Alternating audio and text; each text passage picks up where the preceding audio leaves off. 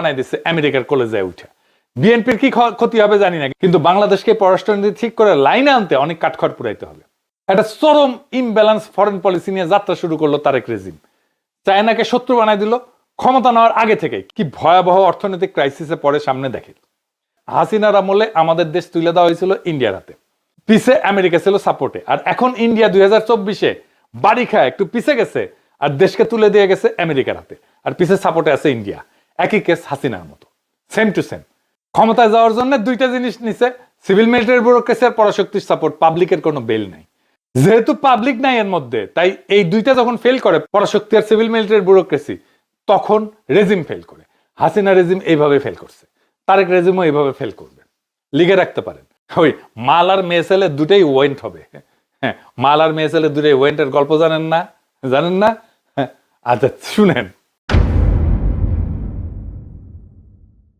আমরা তখন মেডিকেল কলেজে কেবল ভর্তি হয়েছি ফার্স্ট ইয়ারে। ঢাকা আর কলকাতার যৌথ প্রযোজনায় একটা সিনেমা হয়েছিল অবিচার নামে।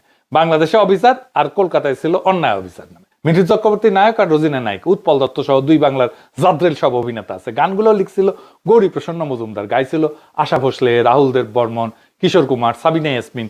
আশা ভোসলে গাইছিল নাগর আমার কাঁচা পিরিত পাকতে দিল না গানটা। নতুন আর মিঠুন দুর্দান্ত নাচছিল এই গানটার সাথে। রুখো যারা, এখনই নাচ দেখতে যাইতে হবে না, রোজা রমজানের দিন আছে না, নজরকে হেফাজত করতে হবে না। হ্যাঁ, আচ্ছা এডিটার সাহেব হাউস করেছে চেহারা বাইরা যখন, তখন মিচ্ছি না দেখে, বেশি দেখায় না, মিচ্ছি না, রোজা হালকা হয়ে যাবে দেখেছেন। তো এই নতুন হইতেছে নর্তকী, ওকে আনিস উৎপল দত্ত গ্রামে, এনআইটিস পিটিস করবি। তো উৎপল দত্তর নতুনকে প্রতিশ্রুতি দিছে গলার একটা হার দিবি আর কি। ওইটা আবার ডাকাতি করে আনার দায়িত্ব দিছে আহমেদ শরীফকে। আহমেদ শরীফকে মিঠুন মাইরেটেরা খেদায় দিছে, আর ডাকাতি করতে পারেনি, হারও আনতে পারে নাই। তো এখন এসছে নতুন, খোঁজ নিতে হার আসছে কিনা। এবার দেখেন সিনটা, তাইলে বুঝবেন। আমি আসবো মান্না বাবু। এসো এসো এসো। হার এসে গেছে? হ্যাঁ, না না, হার আসেনি, গোলমাল হয়ে গেছে। আমি যখন বলেছি তখন হার আসবেই। ঠিক আছে। কোথায় যাচ্ছ? ঘুমোতে। হার এলে খবর দিও গো, আবার আসবো। গেছে, মালও গেছে, মেয়ে ছেলেও গেছে, বোথ ওয়েন্ট।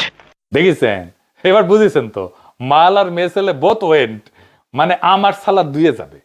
যারা পরাশক্তি আর সিভিল মিলিটারি ব্যুরোক্রেসির উপরে ভর করে ক্ষমতা আসে, তাদের এই ঘটনায় ঘটে। যাই হোক, ট্রেড এগ্রিমেন্টে আসি।